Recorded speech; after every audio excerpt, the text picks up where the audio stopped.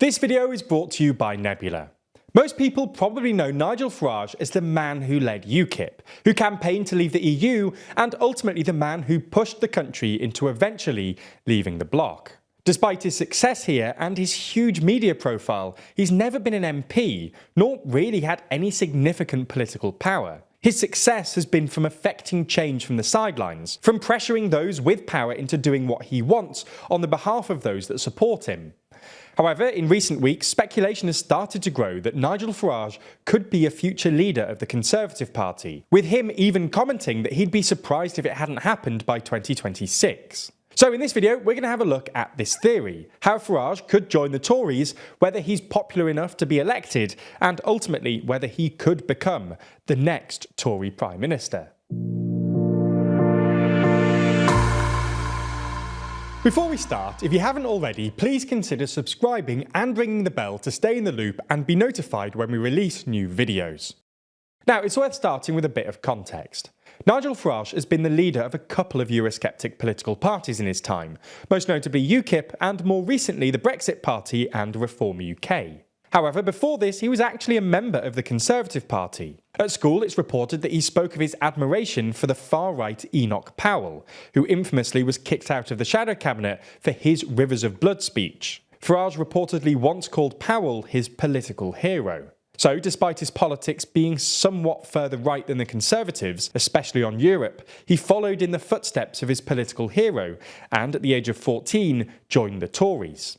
He remained a member of the party until 1992, when the then Tory leader and Prime Minister John Major signed the Maastricht Treaty, which effectively created the EU.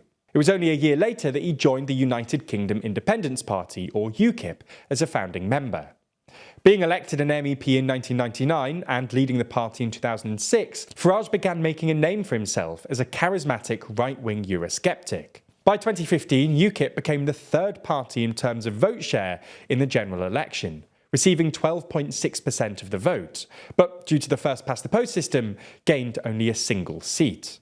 Despite a lack of any tangible power though, Farage successfully campaigned for and ultimately won the 2016 EU referendum, and then went on to pressure the Tories to go for a harder Brexit. It's clear from Farage's history then that while he may have originally been a Tory, his successes so far has been as a campaigner, as a one-man pressure group who's goaded the Tories into shifting right on their European policy.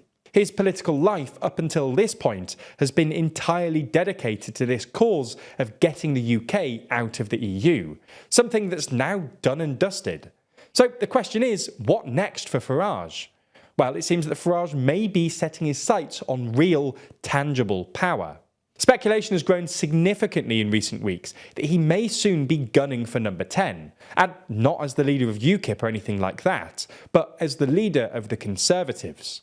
This all started following an interview that Farage gave to Politics Home, where he said he'd be very surprised if I were not Conservative leader by 26. Just in case this wasn't clear enough either, he added that, "They think I'm joking. I'm serious." It's worth noting here that he went on to say that he made the comments in jest, although considering he's joked about this before, you have got to start wondering whether he feels he just has to say this. So, assuming he is serious, how could this happen? Well, for starters, he'd have to leave his current Reform UK party and reapply to the Conservatives. And in order to become leader, he'd need the current leader out of the way. The most likely way for this to happen is by Sunak losing the next general election, something polls suggest he's already on track to do anyway. Now, in this scenario, it's likely that another well-established Tory could take over, someone like Suella Braverman or Kemi Badenoch. In this scenario, perhaps Farage contests a seat and wins in the 2024 election, or perhaps he holds out and wins a by-election in the next Parliament. Either way, in this hypothetical, Farage manages to get himself into Parliament and is a backbencher under the new Tory leader, who leads a party in opposition. Due to the scale of defeat, the new Tory leader struggles to make ground, and the backbenchers turn on them swiftly, in a similar way to how they turned on multiple leaders following the Blair landslide in 1997. Perhaps a leadership election is then conducted, in which a handful of right-wing MPs back the newly elected Farage as leader in the MP ballot section of the race. Farage probably wouldn't be all that popular amongst the more centrist Tory MPs, but similar to Truss, his backing amongst the Tory right could be enough to get him onto the ballot for the membership vote. And this is where his popularity amongst the Tory membership comes in. Polls already show that he's incredibly popular, with 7 in 10 Tory members wanting him readmitted to the party.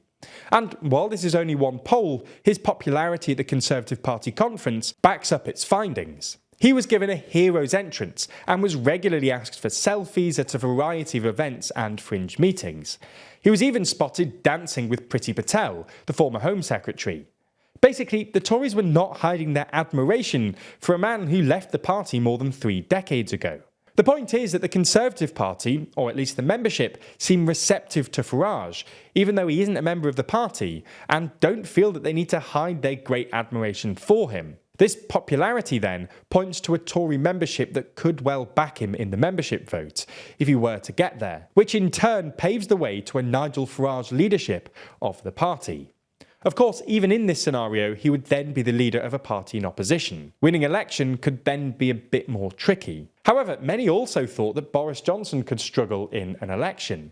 He too seemed like a rogue choice for leader, a man who, at times, didn't seem all that serious, someone who worked well as a campaigner but wasn't necessarily anyone's first choice as a legislator. But his brash nature, his man of the people, say it as it is personality, endeared him to many, and ultimately secured him a mandate as Prime Minister.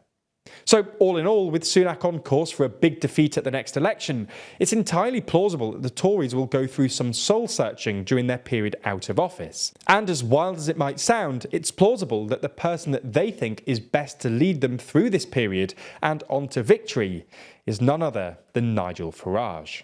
That's unfortunately all we have time for on YouTube today, but if you enjoyed this video and want to support us in making more of this kind of content, then you should check out Nebula.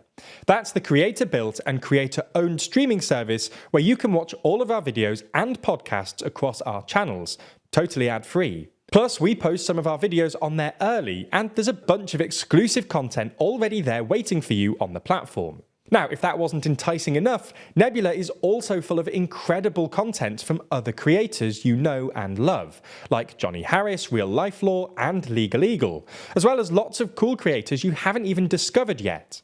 And the best thing is that this can all be yours for the price of just $2.50 per month. So check it out by clicking the link in the description and make sure you use our link so they know you came from us, which will help us produce more content in the future.